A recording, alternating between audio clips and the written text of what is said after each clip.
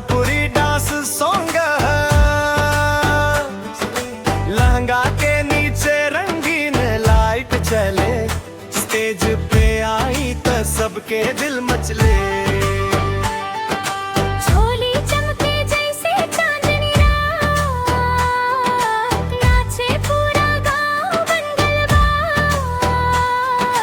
DJ बाजे गूंजे ताल, सबके चेहरा पे खुशहाल, ठुमका लागे झूमे संसार, आज के रात होके धमाल पार।